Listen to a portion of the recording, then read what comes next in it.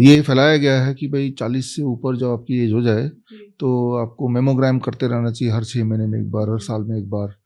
तो अब इसमें क्या होता है कि बहुत ही कम लोगों को पता है कि mammogram causes cancer. Mammogram causes cancer, ये आप बिल्कुल क्लियर सुन रहे हैं। मेमोग्राम से कैंसर डायग्नोस नहीं कर रहे हैं आप, उसको कॉज कर रहे हैं। सिंपल बात यह है कि मेमोग्राम का मतलब होता है कि ब्रेस्ट को ऐसे दबाते हैं, जितनी अबाउट 20 kg के प्रेशर से दबाते हैं और उसको स्कैन करते हैं, रेडिएशन देते हैं, उसका एक पिक्चर लेते हैं। Radiation itself cause cancer. आप कोई भी अगर फल लेते हैं उसको दबा के बहुत अच्छी तरह दबा देंगे, उसको छोड़ देंगे तो जल्दी से वो सड़ जाएगा क्योंकि उसके अंदर के सेल टूट जाते हैं। तो same thing happens inside the breast. तो मैं क्लियरली ये बोलना चाह रहा हूँ कि ये एग्जाम्पल दे रहा हूँ कि कुछ ट्रैप्स बनाए हुए हैं महिलाओं के इर्द गिर्द और उस ट्रैप में फंस के फिर उसी चक्कर में पड़ जाते हैं। कैंसर था नहीं। और जिस तरह से मान लो पिंपल्स होते हैं, बचपन में मेरे भी होते थे, लोगों के होते ही हैं। तो पिंपल्स होना कोई बीमारी नहीं है, आते हैं और अगर ना छेड़ो उसको चले जाते हैं। लेकिन हमें से कुछ मेरे जैसे लोग बचपन में जैसे ही आया तो खरोंच दिया, फिर आया फिर खरोंच दिया। जितनी बार खरोचेंगे आपको पता है कि उतनी बार बढ़ता रहेगा। वो खरोचने की हम तो चाहते हैं कि वो निकले, लेकिन वो निकालने का जो प्रोसेस है उससे हम उसको उल्टा बढ़ावा दे रहे हैं। ठीक उसी तरह से इस एग्जाम्पल में आगे थोड़ा सा मैं बताना चाहूँगा। जैसे ब्रेस्ट में गांठ आ गई, तो गांठ आते हैं, it is very normal thing. गांठ आया, वो अपनी जगह बैठा है, इसे हम बोलते हैं टॉर्टोइस टाइप कैंसर मॉडल बोलते हैं हम। जैसे कछुआ इस कमरे में अगर बैठा हो तो बैठा रहेगा, हमें इंटरव्यू में तंग नहीं करेगा, वो सालों साल एक जगह बैठा रह सकता है। तो कुछ गांठें ऐसी होती हैं, ज़्यादातर 99% जो सालों साल एक जगह बैठी रहती हैं और वो होना उतना ही कॉमन है जैसे एक बच्चे को पिंपल होना कॉमन है।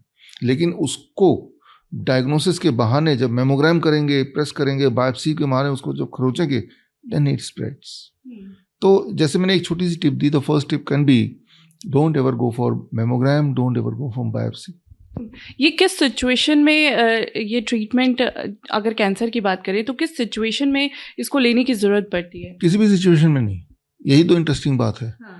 आप याद रखिए कि जैसे मैंने बताया मेमोग्राम कॉजेज कैंसर। आप तो चाहते नहीं कैंसर हो मैं, ठीक है ना। और अगर मान लो एक बार को पहले से भी है कैंसर तो भी mammogram is not going to help, क्योंकि वो उसका पर्पस है ही नहीं।